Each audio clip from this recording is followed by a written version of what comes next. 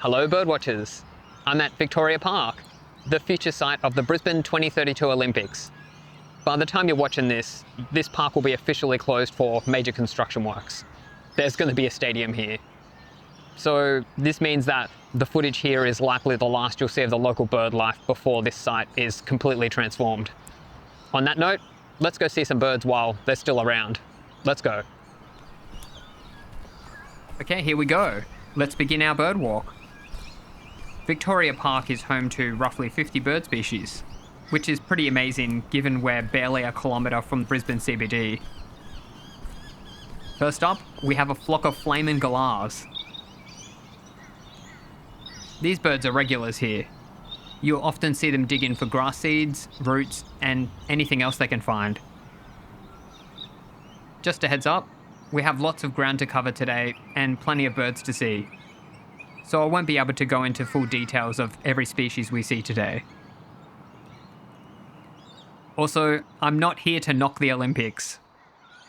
But in this video, I do want to share how the upcoming changes could affect the park and its bird life.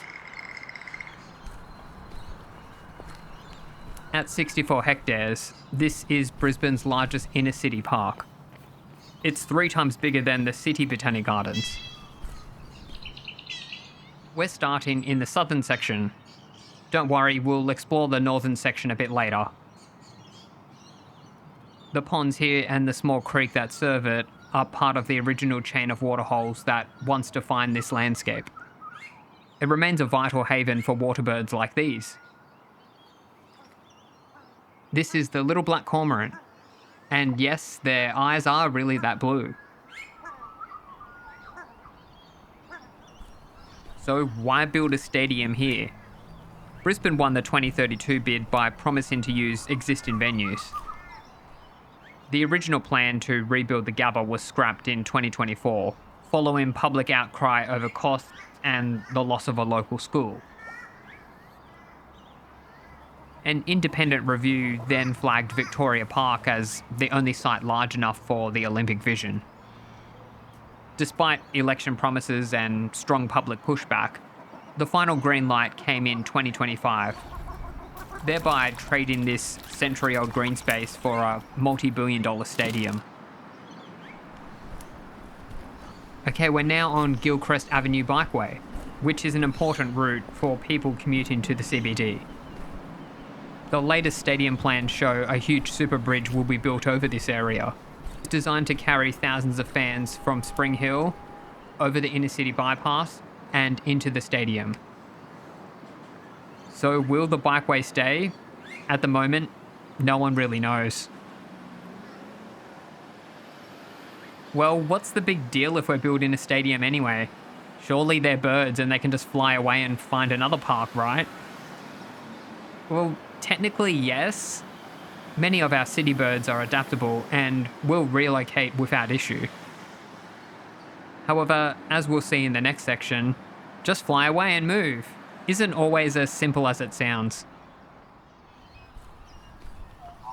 We're in the northern section. This is the part of the park most people know, the old golf course. Even though it looks just like an open grassy area, it's still important habitat for the birds. Many of these trees are ancient and vital for hollow nesting birds like rainbow lorikeets. Nest cavities can take hundreds of years to form and are extremely scarce. You can't simply chop down an old tree and then plant a new one to replace it.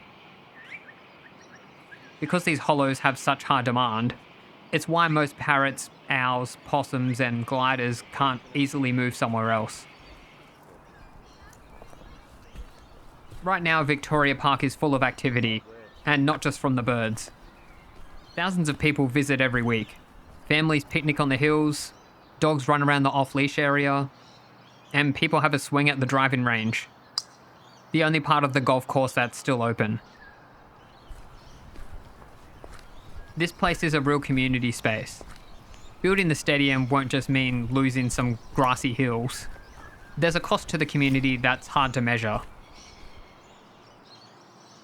As you walk these paths, you'll see protest camps set up across the hills. Indigenous groups are here now to protect the site from the upcoming works. For them, this isn't just a park. Long before it was Victoria Park, the Turrbal and Jagera people called this land Barrambin. This was a vital meeting ground and a place for deep cultural significance. In the mid-1800s, the original custodians were forcibly removed, and the site was repurposed as a refuge for early settlers. Over the decades, it served as many different things, including as a World War II military camp. Since 1931, it became the city's first golf course, and was finally returned to the public in 2021. But just 5 years later, it was taken back for the games. So those tents and the associated signage are just a reminder that, for the traditional owners, the fight for Barrambin is still going. Okay, we're on the final stretch. From most birds' perspective, losing the big open fairways isn't actually the biggest blow. It's the loss of border vegetation and dense scrub that's problematic. These somewhat messy edges are valuable spaces. They work like safe highways, letting wildlife move between cities and suburbs without being caught in the open. When we tidy these areas for landscaping, we break those links, effectively trapping birds like this superb fairy wren into small, isolated spots where they can't survive for long. That's it. Thanks for joining me to see the bird life and learn about how big changes are coming to Victoria Park. I'm interested to know your thoughts on Brisbane hosting the Olympics.